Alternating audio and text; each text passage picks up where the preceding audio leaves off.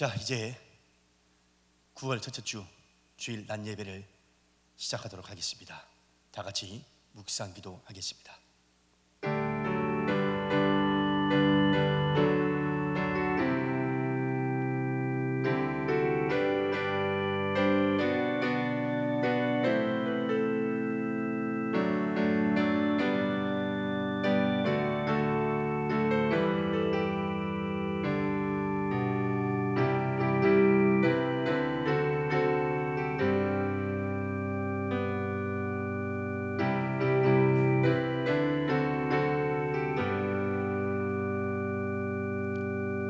여호와는 선하시고 정직하시니 그러므로 그의 도로 죄인들을 교훈하시리로다. 온유한 자를 정의로 지도하시리여 온유한 자에게 그의 도를 가르치시리로다. 여호와의 모든 길은 그의 언약과 증거를 지키는 자에게 인자와 진리로다. 아멘. 살아계신 하나님, 오늘도 우리에게 거룩하고 복된 날, 또 가정에서 한 가족이 모여 하나님 앞에 거룩한 예배를 드리게 해주시니 참으로 감사를 드립니다. 오늘도 아버지 하나님 영상 예배로 하나님 앞에 예배를 드리지만 오늘도 주님 이곳에 임재하여 주셔서 우리들의 예배를 받아 주시옵소서. 예배의 시종을 온전히 주님 앞에 드리오며 예수님 이름으로 기원하옵나이다. 아멘. 이제 찬송가 26장 하겠습니다.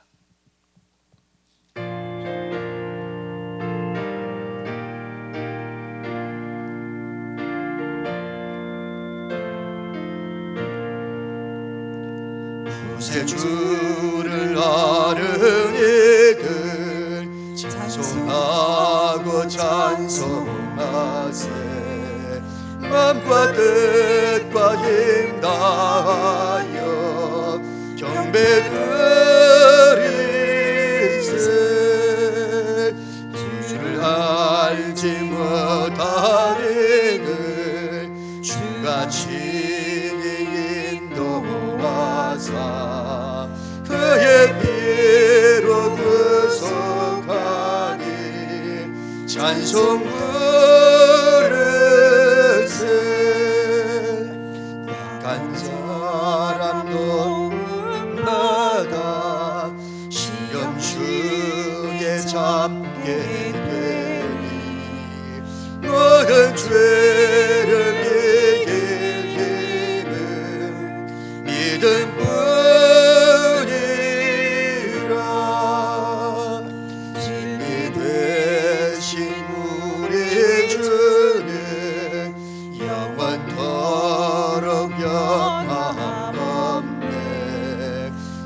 성도들아 주를 믿어 길이 섬기세. 이제 사도신경으로 신앙 고백하겠습니다.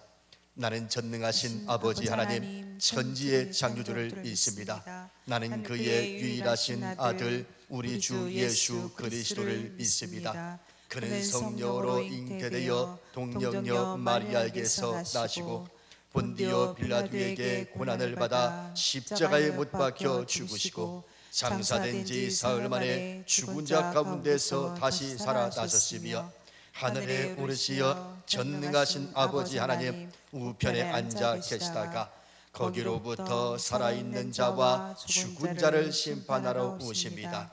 나는 성령을 믿으며 거룩한 공교회와 성도의 교제와 죄를 용서받는 것과 몸의 부활과 영생을 믿습니다. 아멘. 교독문은 31번 하겠습니다. 31번 시편 68편 되겠습니다. 하나님이 일어나시니 원수들은 흩어지며 주를 미워하는 자들은 주 앞에서 도망하리이다. 연기가 불러 가듯이 그들을 몰아내소서. 불 앞에서 미리 누금같이 악인이 하나님 앞에서 망하게 하소서. 의인은 기뻐하여 하나님 앞에서 뛰놀며 기뻐하고 즐거워할지어다. 하나님께 노래하며 그의 이름을 찬양하라. 하늘을 타고 광야에 행하시던 일을 위하여 대로를 수축하라. 그의 이름은 여호와이시니 그의 앞에서 뛰놀지니라. 그의 거룩한 처소에 계신 하나님은 고아의 아버지시며 과부의 재판장이시라. 하나님이 고독한 자들은 가족과 함께 살게 하시며 갇힌 자들은 이끌어내사 형통하게 하시느니라. 오직 거역하는 자들의 거처는 메마른 땅이로다. 하나님이여 주께서 가난한 자를 위하여 주의 은택을 준비하셨나이다. 아멘. 기도하겠습니다. 전능하신 아버지 하나님, 오늘도 하나님 아버지 코로나 문제 때문에 다시 한번 영상 예배로 하나님 앞에 영광을 드립니다. 전능하신 아버지여, 재확산을 지금 하고 있어서 많은 국민들이 힘들어하고 있습니다. 전 세계도 말할 것 없습니다. 하나님 아버지여, 그럼에도 불구하고 우리가 이런 상황 속에서도 각각의 주어진 상황 속에서 하나님 앞에 예배 드리는 이 시간, 신령과 진정으로 드려지는 예배 되게 하여 주시오며, 오늘도 아버지께서 임재해 주셔서 우리들의 예배를 받으실 뿐만 아니라 우리에게 합당한 말씀을 주심으로 이 시대에 꼭 필요한 말씀을 들어 내가 주님 앞에 거룩한 자가 되도록 주께서 인도하여 주시옵소서. 정말로 바라옵기는 하나님 코로나가 빨리 종식될 수 있도록 주께서 은혜를 더하여 주시기를 원합니다.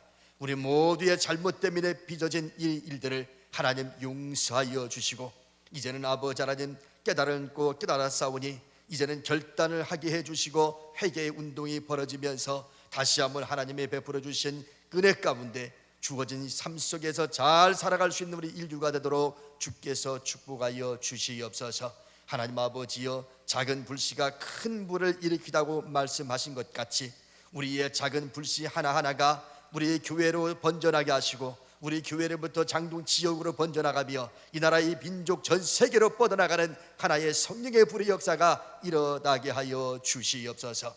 하나님 아버지여, 오늘도 하나님 아버지여 말씀 속에서 깊은 울림과 깨달음이 있는 역사가 있게 하여 주시옵소서. 아버지 하나님, 부중한 종의 입술을 통하여 들려지는 말씀이 사람의 말로 들려지지 아니하고 우리 하나님의 엄유하신 말씀으로 들려지게 해 주시기를 간절히 바라옵고 원합니다. 그래서 오늘도 하나님 사람의 말로 들려지지 아니하고 하나님의 말씀으로 들려져서 우리 하나님 앞에 결단하는 귀한 시간 되게 하여 주시옵소서.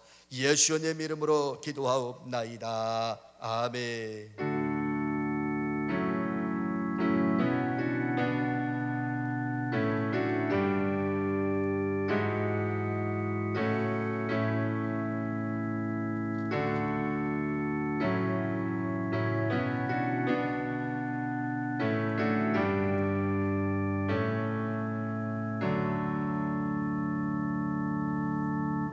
이제 하나님 주시는 말씀 보겠습니다. 요한복음 8장입니다. 요한복음 8장 31절과 32절 두 절만 보도록 하겠습니다. 31절 32절.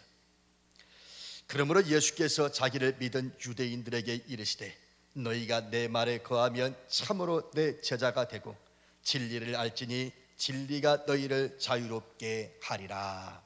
아멘. 할렐루야. 오늘도 주 안에서 여러분을 진심으로 사랑하고 축복합니다. 오늘도 인사하고 말씀하지요. 늘 하던 거니까. 오늘은 무슨 날입니까? 그래요, 내가 가장 좋아하는 날입니다. 그런 날이 될 줄로 믿습니다. 참 안타깝게도 오늘 영상 예배로 또 드리게 된대요. 지난주에 이어서 오늘 두 번째 또 영상 예배를 드리는데 코로나가 재확산이 되고 있어서 정부의 방역 조치 때문에 이렇게 됐습니다. 사실 이렇게 된 것은 광화문 집회를 기점으로 해서 폭발적으로 늘어나고 있다는 것이 많은 사람들의 이야기입니다.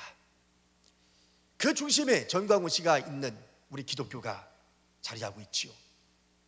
그래서 우리 기독교가 지금 절대절명의 위기 속에 지금 놓여 있습니다. 과연 국민들은 우리 기독교를 어떻게 바라볼까? 느낌상으로 오잖아요. 하지만 통계적으로 그것이 분명하게 발표가 됐습니다. 그 통계 조사를 보니까 가히 충격적이었습니다. 이렇게 되어 있습니다. 우리 국민은 개신교인에 대해서 거리를 두고 싶은 마음이 32%라고 얘기합니다. 이중적이다 30%라고 얘기하고 있고요. 사기꾼 같다 29%, 이기적이다 27% 등 부정적인 평가를 내리고 있다고 하는 거예요. 여기에 종교라는 집단에 대해서는 어떻게 이야기하는가? 조사 결과도 역시 실망스럽습니다. 제 역할을 하고 있다는 응답은 고작 6%에 불과합니다. 종교가 제 역할을 하고 있다? 고작 6%밖에 긍정적으로 보지 않고 있더라는 거예요. 그렇다면 우리 국민이 기대하는 종교는 뭘까? 도대체 우리 기독교인들에게 요구하는 우리 국민들의 요구는 과연 뭘까요? 봉사활동이 51%로 제일 많이 나왔습니다. 그리고 사회적 약자들을 보호해 달라고 하는 것이 50%였습니다. 그런데 그거 말고도요, 뭐라고 이야기하냐면 시민들의 심리적 불안 해소, 시민들의 심리적인 불안 해소를 39%가 종교가 그 일을 해줬으면 좋겠다, 그렇게 얘기하고 있어요. 여러분, 코로나 때문에 지금 우리 국민들이 얼마나 심리적으로 지금 불안해하고 있습니까? 그래도 요즘에 심리적으로 코로나 때문에 생겨지는 앵그리라는 말이 많이 나오고 있어요. 코로나 때문에 화가 난다, 분노가 있다, 이런 거 아니겠습니까? 우울감이 있다, 우울증을 호소하는 사람도 있고 말이죠.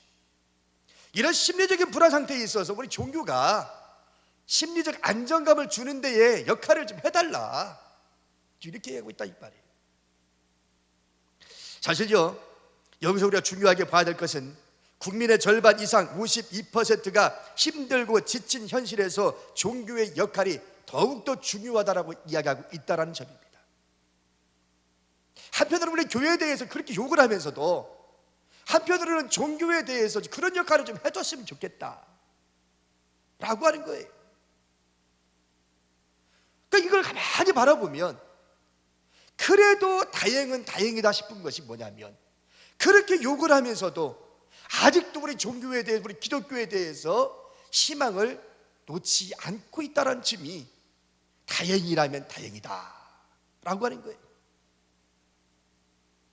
그런 측면에서 바라보면 바로 이 시점에서 우리 한국 기독교가 위기라고 이야기하지만 그래도 희망을 접지 않고 있다는 그 일말의 희망을 바라보면서 마지막 기회이겠구나, 이 마지막이 기회를 우리가 잡지 못한다면 이제 국민들로부터 앞에 조사에서 나온 것처럼 영영 회복 불가능한 처지에 놓이지 않을까, 이런 걱정이 앞설 수밖에 없는 거죠.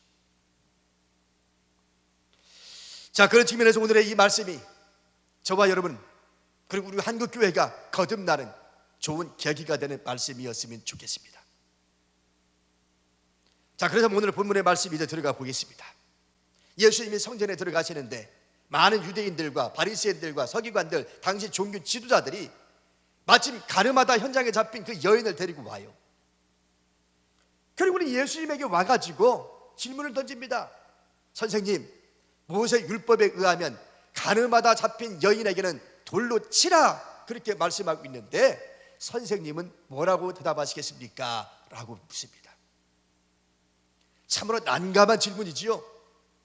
왜 난감한 질문이라고 이야기하냐면 저들은 지금 함정을 파놓고 예수님의 대답하기만 하면 어떻게든 걸고 넘어지려고 하고 있거든요. 그냥 하는 말이 아닙니다. 8장 6절의 말씀을 보면 그 말씀을 분명하게 얘기합니다. 그들이 이렇게 말하면 고발할 조건을 얻고자 하며 예수를 시험함이로라, 그렇게 얘기하고 있어요. 예수님을 시험하기 위해서 대답하기만 해라, 이렇게 대답하면 이렇게 걸 것이고 저렇게 대답하면 저렇게 걸겠다라고 작정하고 있다는 거죠. 참 난감한 질문입니다. 이럴 때 우리 예수님이 뭐라고 대답을 하면 좋을까요? 저들의 마음을 갈파했던 우리 예수님은 아무런 대답을 하지 아니하고 그저 침묵을 지킵니다. 그러다가 땅에다가 손가락으로 뭔가 글씨를 쓰더니 잠시 일어서면서 이렇게 대답을 하지요.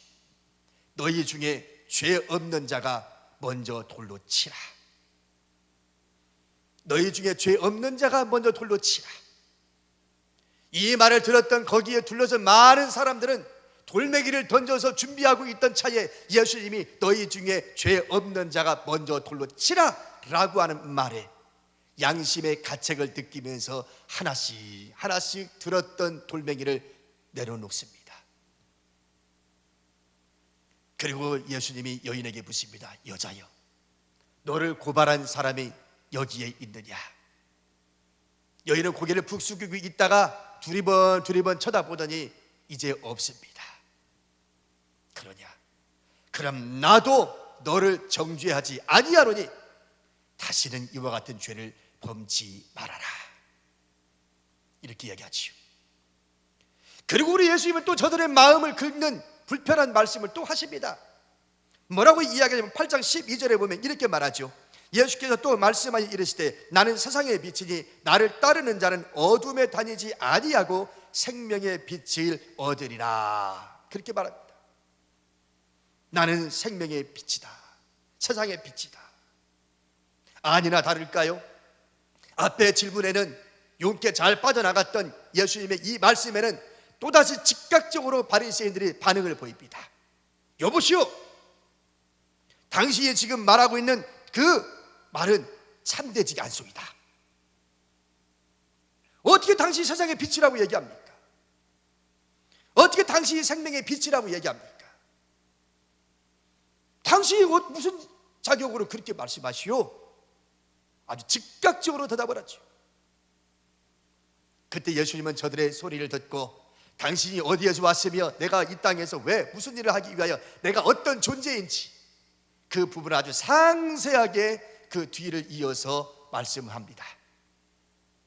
이 부분에 대해서 저들은 물러날 기색이 없었죠.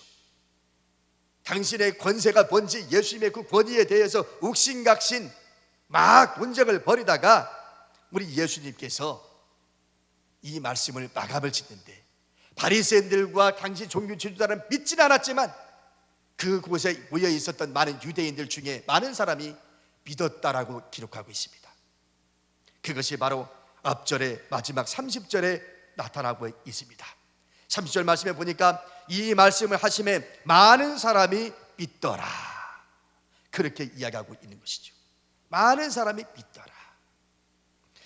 여러분, 예수님의 이 말 한마디에 그리고 그 뒤에 이어서 뭐라고 이야기하면 그러므로 라고 시작하면서 오늘 읽었던 말씀이 나오는 거예요. 많은 사람이 믿었더라. 그러므로 하면서 오늘 읽었던 말씀을 하고 있다는 얘기입니다. 여러분, 그러니까 오늘 말씀에는 이 말씀은 어떤 말씀이냐 이 말이에요. 다시 볼까요? 말씀에 보니 이렇게 되어 있어요. 31절 보면 그러므로 예수께서 자기를 믿은 유대인들에게 이르시되 너희가 내 말에 거하면 참으로 내 제자가 되고 진리를 알지니 진리가 너희를 자유롭게 하리라. 그렇게 얘기하고 있죠. 오늘 예수님의 이 말씀에서 핵심되는 말씀이 뭐냐면 너희가 내 제자가 되리라는 거예요. 근데 제자는 어떤 제자라고 그랬어요? 참 제자라 그랬어요. 참된 제자가 되고 참으로 내 제자가 되고. 여러분, 우리 예수님은요 참으로 믿는 것 가지고는 안 된다라고 얘기하고 있는 겁니다. 오늘 앞에 있는 유대인들이 믿었더라라고 이야기하고 있는데 우리 예수님은 이제 너희들이 나를 믿는다고 그렇지만 믿는 것 가지고는 안 돼야 뭐라고요? 믿는 것만 가지고는 안 되고 내 제자가 되어야 되는데 참된 제자가 되어야 한다라고 얘기하고 있는 거예요. 참 제자가 되어라. 자, 그렇다면 대상이 누구라고 그랬죠? 믿는 사람들한테. 안 믿는 사람들한테 한 말이 아니라 예수님을 믿는 사람한테 뭐라고 이야기하냐면 너희가 참 내 제자가 되어라 라고 얘기하고 있단 말이에요. 이미 우리는 예수 믿으니까 나는 예수님의 제자라고 생각할 거예요. 근데 우리 주님은 뭐라고 그러냐면 아니요, 참 제자가 되라고 얘기합니다. 참된 제자가 되라. 그러면요, 참 제자는 우리 예수님이 말하는 참 제자는 그럼 뭘까요? 예? 오늘 세 가지로 이야기해 줄 수가 있다 하는데요. 그 첫 번째가 뭐냐면 뭐라고 되어 있어요? 너희가 내 말에 거하면 그랬어요. 첫 번째는 예수님의 참된 제자는 어떤 사람이냐? 하나님의 말씀에 거하는 사람이, 주님의 말씀에 거하는 사람이 참 제자라는 거예요. 자, 그러면 너희가 내 말에 거하면 이라는 이 말씀이 참 추상적이에요. 좀 어려운 말입니다. 이게 내 말에 거하면, 이 추상적인 이 말을 우리 예수님이 다른 말씀을 통해서 한번 살펴보겠습니다. 요한복음 15장에 가면 우리 예수님이 포도나무 비유를 들어서 설명을 하는데, 나는 포도나무여 너희는 가지니, 이렇게 이야기합니다. 그러면서 이렇게 이야기하죠. 7절과 8절을 보면 너희가 내 안에 거하고 내 말이 너희 안에 거하면 무엇이든지 원하는 대로 구하라. 그리하면 이루리라. 너희가 열매를 많이 맺으면 내 아버지께서 영광을 받으실 것이요 너희는 내 제자가 되리라. 그렇게 말하는 거예요.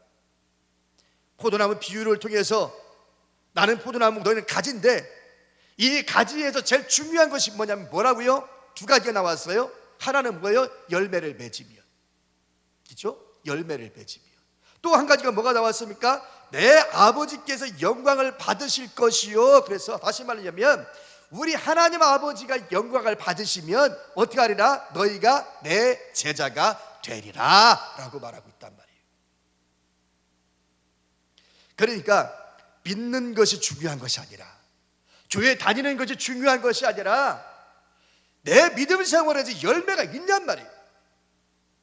열매가 믿는 사람으로서의 열매가 지금 맺혀지고 있느냔 말이에요. 또 뿐만 아니라 뭐라고 그랬어요? 내 아버지께 영광이 되고 있냔 말이에요. 우리 하나님 앞에 영광이 되고 있느냐? 그렇게 될 때에 뭐가 된다고 그랬어요? 너희가 내 제자가 된다라고 얘기하고 있단 말이에요. 자, 그렇다면 이제 오늘 우리 현실을 한번 돌아봅시다. 앞에서 통계를 내가 조사 결과를 발표했습니다마는 과연 우리 믿는 사람을 향하여 우리 국민들은 어떻게 보고 있는가? 정말 오늘 우리의 열매를 보여주고 있고 우리의 삶을 통하여 우리 하나님 아버지께 영광이 되고 있는 삶을 보여주고 있느냐라고 하는 말입니다. 예? 최근 며칠 전에 제 지인을 좀 만났어요. 지인이 만났는데 이분이 대뜸 하는 소리가, 제가 목사니까 이런 말을 합니다. 그 정광훈 씨 좀 어떻게 해, 좀 안 돼? 왜 그래요? 아니, 정광훈 씨 때문에 도대체가 내가 어디 가서 나 예수 믿는 사람이요 라고 얘기를 못 하겠다는 거예요. 창피해서 말입니다. 정말 창피해 죽겠다는 거예요. 어디 가서 나 예수 믿는 사람이라고 당당하게 얘기 못 하겠다는 거예요.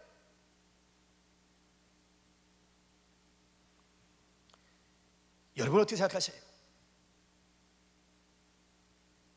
사실 저기 있는 저도 목사지만요, 뭐라고 못하겠어요. 창피해서. 그러면 목사 당신은 깨끗합니까? 라고 질문 던진다면 글쎄요, 저도 그렇게는 못 사네요. 과연 내 삶 속에 열매가 맺혀지는가? 과연 하나님께서 나의 삶을 통하여 영광을 받으시는가? 라고 질문을 던진다면 예, 당당하게 얘기할 수 있는 자신은 없습니다. 그러나 적어도 저 믿지 않는 사람들한테 손가락질 당하는 것만은 우리는 하지 말아야 되지 않습니까? 열매는 없을지라도, 하나님께 영광이 되지는 못하는 삶을 산다 할지라도, 저런 나쁜 놈, 저런 사기꾼 놈, 저 깊이 대상이 되는 기독교인이 된다면 그거는 아니잖아요. 그렇잖아요. 믿음이 있고 없고를 떠나서 적어도 인간으로서 상식적으로, 오늘 도올 김용욱 교수는 그런 말을 합니다. 저 극우적인 사람들, 보수적인 보수에 있는 사람들 향하여 뭐라고 이야기하냐면, 이념을 가지고 얘기하지 말고 상식과 비상식으로 접근해야 된다고. 도올 김용욱 교수의 그 말이 참 맞더라고요. 가만히 생각해 보니까, 아니 고상하게 종교니 뭐 교리니 뭐 그거 따지지 말고 그냥 믿든 안 믿든 간에 상식적으로 생각해 보자고요. 상식과 비상식의 관점으로 봐도 구별된다는 거예요. 교회가 과연 상식적이냐 이 말입니다. 저게 상식적입니까? 그러니까 상식과 비상식으로만 바라봐도 답은 보인다. 여러분 종교적으로 포장하지 맙시다. 우리 인생에 정말로 상식과 비상식만 가지고도 얼마든지 얘기할 수 있어요. 그런데 오늘 우리가 그렇지 못하고 있잖아요. 우리 예수님께서 너희가 참 내 제자가 되고 라고 이야기할 때 정말로 주님의 말씀 안에 우리가 거하고 있느냐 말이에요. 오늘 이 시간 그것이 먼저 살펴볼 필요가 있다 이 말입니다. 그 다음 두 번째로요, 오늘 주님이 뭐라고 이야기합니까? 진리를 알지니 이렇게 이야기하죠. 진리를 알고 있느냐라고 질문과 같은 겁니다. 진리를 알지니, 당신은 진리를 알고 있습니까? 이렇게 질문 던진다는 얘기예요. 당신이 정말 참된 예수님의 제자라면 진리를 알고 있어? 라고 이렇게 질문 던지는 말과 같은 겁니다. 자, 그러면 진리가 뭘까요? 진리가 뭐예요? 진리가 이렇게 질문 던지면요, 우리 믿는 사람들은요 뭐라고 이야기하냐면 이렇게 이야기합니다. 그야 뭐 예수님의 말씀, 하나님의 말씀, 성경 말씀이 진리 아닙니까? 맞아요? 틀려요? 맞아요? 틀리진 않아요. 틀린 건 아닙니다. 틀린 건 아니지만 내가 원하는 답은 아니에요. 진리가 뭐예요? 진리가. 자, 이 질문에 대한 대답도 우리 예수님이 하신 말씀으로 대답을 해보겠습니다. 요한복음 14장 6절 말씀을 보면 우리 예수님께서 이렇게 대답을 합니다. 예수께서 이르시되 내가 곧 길이요 진리요 생명이니 나로 말미암지 않고는 아버지께로 올 자가 없느니라. 할렐루야. 뭐라고 되어 있다고요? 내가 곧 길이요 진리요 생명이니 이렇게 말했어요. 내가 곧 길이요 진리요. 그래, 진리라는 뭐예요? 진리라는 말이 우리 예수님이 지금 하신 말씀이니까 내가 곧 길이요 진리라고 했으니까 곧 진리는 누구라는 거예요? 예수님이 진리라는 거죠. 하나님의 말씀이 진리인 건 틀림이 없지만 그것보다 더 디테일하게, 더 자세하게 들어가면 핵심적인 것은 뭐냐면 진리는 누구냐? 예수님이 진리라는 거예요. 내가 곧 길이요 진리요 했으니까. 자, 그렇다면 누구를 알아야 된다는 거예요? 진리를 알지니 그랬으니까 누구를 알아야 된다는 거예요? 예수님을 알아야 된다는 거지. 그렇잖아요. 예수님을 알아야 된다는 거예요. 너 예수님을 알고 있느냐? 알고 있다면 내 제자가 되는 거고, 예수님을 알지 못하면 넌 내 제자가 아니야. 맞죠? 진리를 알지. 예수님을 모르면 우리 예수님의 제자 아니에요. 자, 그러면 예수님을 안다라고 할 때 여러분 뭘 안다라고 하는 겁니까? 성경 말씀을 많이 알고 있으면 그게 아는 거예요? 성경 말씀을 100번 읽으면 그게 예수님 아는 거예요? 여러분, 예수님을 안다라는 말은요 그런 말이 아니잖아요. 예수님을 안다는 게 뭐예요? 예수님의 인생을 아는 거고 예수님의 삶을 아는 거지. 제 아무리 성경을 딸딸딸 외운다고 무슨 의미가 있습니까? 예수님의 삶을 우리가 배우지 못한다면 나는 예수님의 제자가 아닌 거예요. 그러면 예수님이 어떻게 살았어요? 예수님의 삶을 보자고요. 예수님의 삶을. 여러분, 예수님은요 희생적인 삶을 사셨습니다. 겸손의 삶을 사셨습니다. 섬김의 삶을 사셨습니다. 이웃을 사랑하며 살았습니다. 약자를 돌봐주며 살았습니다. 그렇잖아요. 그리고 언제나 우리 예수님은 하나님의 뜻을 먼저 생각하고 사셨습니다. 나보다는 먼저 다른 사람을 더 생각하고 배려하며 살았습니다. 이게 예수님의 삶이었어요. 자신의 목숨까지도 우리 인류를 위해서, 다른 사람을 위해서 죽어주신 분이 예수님이셨어요. 이런 예수님을 우리가 알고 있냐 이 말이에요. 이런 예수님을. 여러분, 지금은요 말씀의 홍수 속에 우리가 살고 있어요. 진짜 그렇잖아요. TV만 들어도 뭐 말씀, 인터넷만 들어가도 유튜브에 뭐 수없이 많은 목사님들의 설교 말씀의 홍수 속에 우리가 살고 있습니다. 어떤 의미에서는 그것이 좋을지는 몰라도 너무 우리가 하나님의 말씀의 홍수 속에 막 묻혀 사니까 말씀의 가치가, 예수님의 가치가 희석되고 있다고 하는 측면으로 보면 좀 아쉬운 부분이지요. 그렇죠? 우리가 어떻게 행동하느냐, 예수님을 닮아서 우리 행동하느냐. 그래서 저는요, 오늘 이 시점에서 지난번에도 말씀드렸던 것처럼 우리 믿는 사람들에게 한 가지 제안을 좀 했으면 좋겠어요. 어떤 제안이냐? 무슨 말을 하거나 어떤 행동을 할 때에 예수님이라면 과연 어떻게 하실까? 이거 조금만 한번 질문에 던져보고 거기에 대해 답 좀 내려보고 말하고 행동했으면 좋겠어요. 예수님이라면 과연 어떻게 하실까? 그러면 우리 모든 생각과 말의 행동이 좀 절제되지 않을까, 이런 생각을 해보는 거예요. 예수님이라면 과연 어떻게 하실까?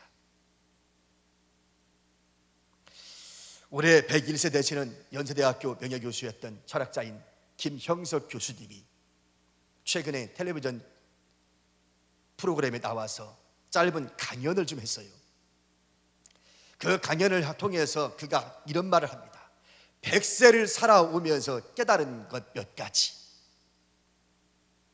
그분의 말씀 한마디 한마디를 우리가 놓칠 수 없잖아요. 100세를 살면서 깨달은 몇 가지. 그 중에 뭐라고 얘기하냐면 이렇게 이야기합니다. 사람이 살면서 많은 사람들로부터 감사합니다. 당신 때문에 행복했습니다. 이런 얘기를 가장 많이 듣는 사람이 행복한 사람이라고 얘기하더라고요. 그리고 이런 사람이 인생을 헛되게 살지 않았다라고 얘기합니다. 감사합니다.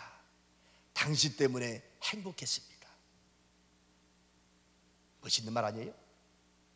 정말 오늘 우리가 인생 살면서 감사합니다, 당신 때문에 행복했습니다, 이런 말을 우리가 듣고 살고 있단 말입니다. 물론 저도 그렇게 못 살아요. 그러나 적어도 우리가 100세를 사는 사람의 말씀이니 귀담아 들을 가치는 있잖아요.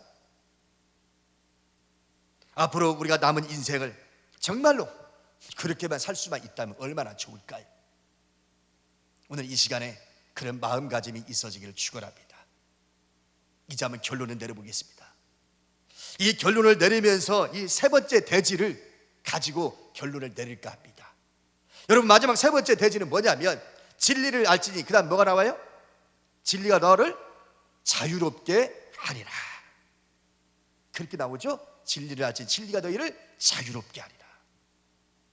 그러니까 참된 제자는 뭐냐면, 참된 제자는 앞에 첫 번째 뭐라고 그랬어요? 내 말이 거하면, 그렇죠? 내 말에 거하면.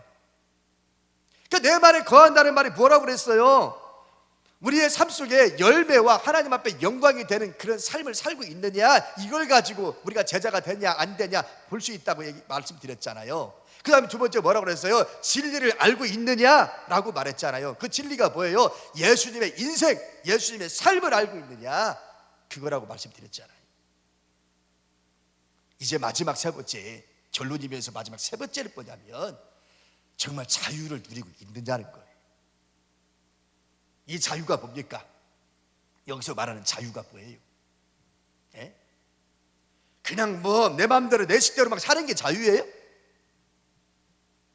오늘 예수님이 말했습니다. 진리를 알지니 진리가 너를 자유롭게 하리라.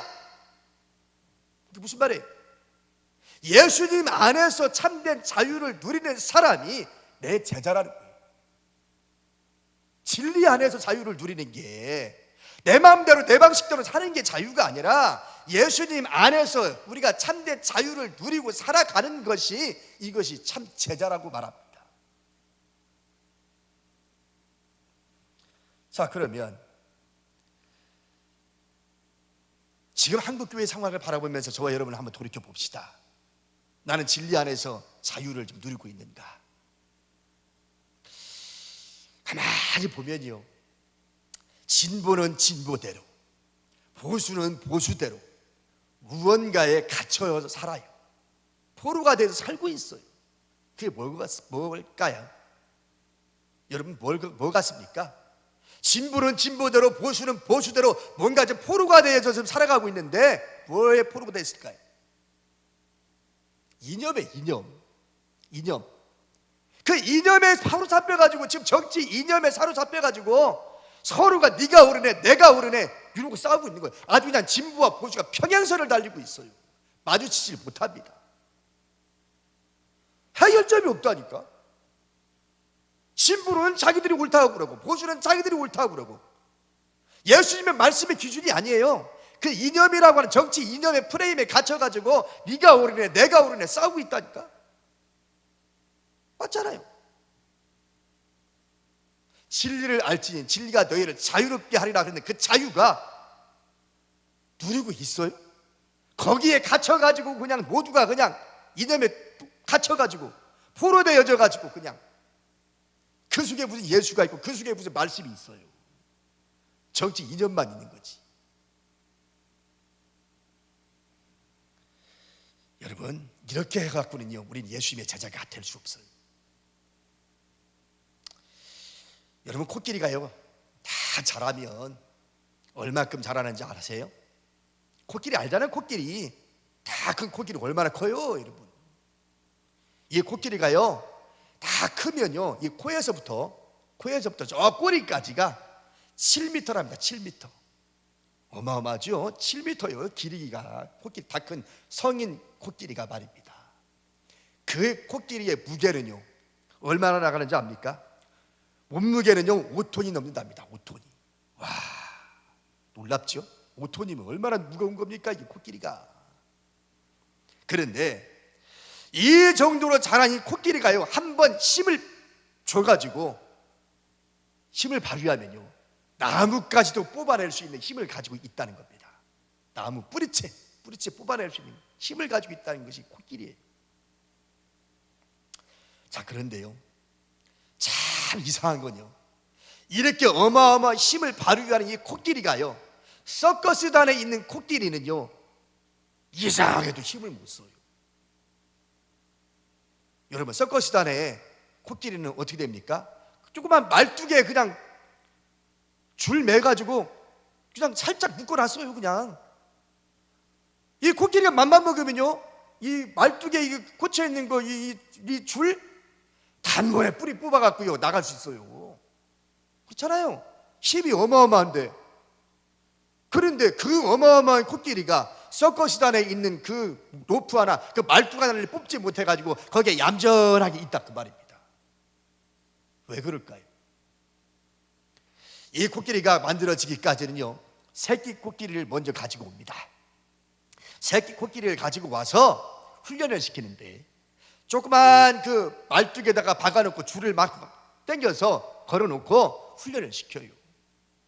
그래, 새끼니까 새끼 때는 이 말뚝을 이기질 못하죠. 코끼리가 자기 힘을 쓰고 막 도망치려고 하지만 이 말뚝의 힘에 이기지 못하니까 코끼리가 거기에 맴맴맴 돌기만 하는 거예요. 이렇게 훈련이 되어 있는 코끼리가 다 커버리면 성인 코끼리일지라도 내가 힘을 발휘하면 얼마든지 이까짓 거 뿌리채 뽑을 수 있음에도 불구하고 어릴 때부터 그렇게 훈련되어져 왔고 그렇게 자리 잡아 왔기 때문에 생각을 못하는 거예요. 이 말뚝을 내가 뽑을 수 없다라고 하는 이 마음의 포로가 되어져서 뽑지를 못하는 거예요. 참 웃기지 않았습니까? 어쩌면 오늘 우리의 인생이라고 하는 것이 바로 이와 같지 않느냐 그 말입니다. 누군가의 포로가 되어져서 예수님에게 포로가 되지 아니하고 누군가의 이념의 포로가 되어지고 정치의 이념의 포로가 되어져서 참된 자유를 누리지 못하고 있다는 겁니다. 지난주에 제가 코로나 사피엔스라고 하는 책을 읽었습니다. 이 책은 우리 대통령님이 추천했기 때문에 더 유명해진 책이기도 합니다. 홍기빈이라고 하는 이 소장님의 글이 제 마음을 울리더라고요. 거기에 보면 이렇게 되어 있습니다. 산업의 지구화, 생활의 도시화, 가치의 금융화, 환경의 시장화, 이것이 지금까지 자본주의 시대를 떠받쳐 줬던 4개의 기둥이었다고 얘기합니다. 그런데 이 4개의 이 기둥이 코로나를 겪으면서 다 무너졌다라고 얘기해요. 다 무너졌다. 그러면서 이렇게 이야기합니다. 옛날 같은 지구, 옛날 같은 가치 사슬은 없다. 금융이나 민주주의가 작동하는 방식 또한 달라진다. 어떤 역사에도 없는 새로운 길을 우리는 한 걸음 한 걸음 나아가는 수밖에 없다. 그러므로 다시 옛날로 돌아간다라고 하는 것은 잊어버려라. 그럴 수는 없을 거다. 그러면서 이토록 불확실한 상황에서 우리가 미래를 대하는 방식은 결단이라고 말합니다. 미래를 우리가 어떻게 바라볼 것이며 미래를 어떻게 우리가 대처할 것이냐라고 하는 결단이 필요하다고 얘기합니다. 어떤 가치를 중시할 것인가, 어떤 미래를 만들어야 하는가, 어쩌면 지금이야말로 우리가 꿈꾸던 대안적 질서와 체제를 제대로 구현할 기회인지도 모른다, 이렇게 얘기하고 있습니다. 과거 우리가 가지고 있었던 모든 가치가 다 무너졌다는 거죠. 다가오는 우리의 미래는요, 어떻게 될지 아무도 모른다는 겁니다. 그러면 이런 미래에 우리가 어떻게 할 것이냐, 결단이 필요한데, 이 결단이라는 것이 뭐냐면, 저는 목사이기 때문에 이렇게 결론을 내리고자 합니다.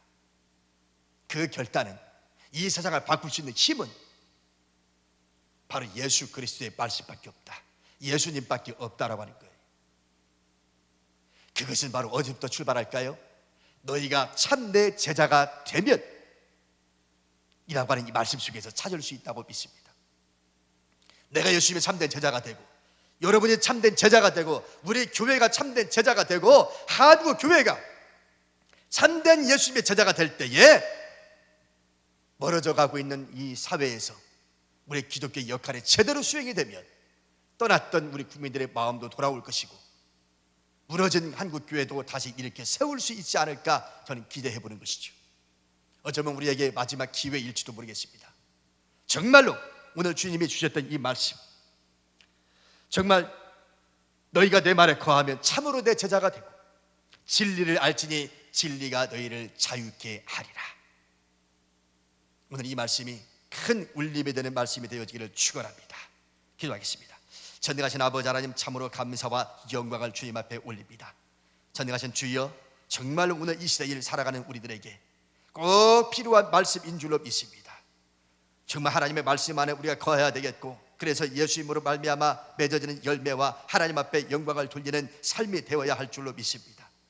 그리고 진리를 알아야 되는데 참된 예수님의 인생을 우리가 배우게 하여 주시옵소서. 예수님의 인격적인 삶을 배울 수 있도록 하나님 인도해 주시고, 그 진리 안에서 참된 자유를 누리게 하여 주시옵소서. 아버지 하나님, 이념에 포로되지 아니하게 하시고, 정치가에 포로되지 아니하게 하시고, 오로지 하나님의 말씀 예수님에게 포로가 되어져서 주님 안에 참된 자유를 누리며 살아가는 참된 제자가 되게 하여 주시옵소서.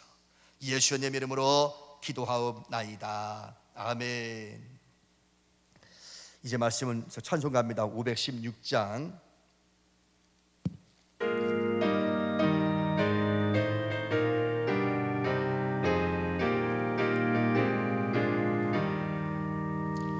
옳은 길 따르라 그의 길을, 세계 만민의 참된 길, 이 길 따라서 살기를 온 세계에 전하세. 만 백성이 나갈 길, 밤 지나고 동든다.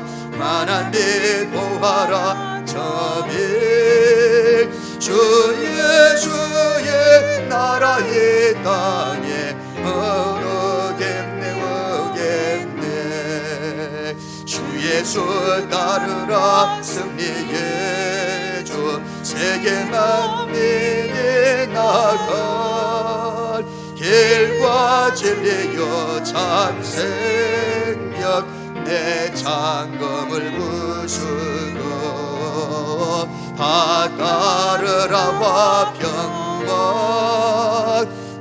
밤 지나고 동든다. 환한 빛 보아라 저빛, 주 예수의 나라 이 땅에 오겠네 오겠네.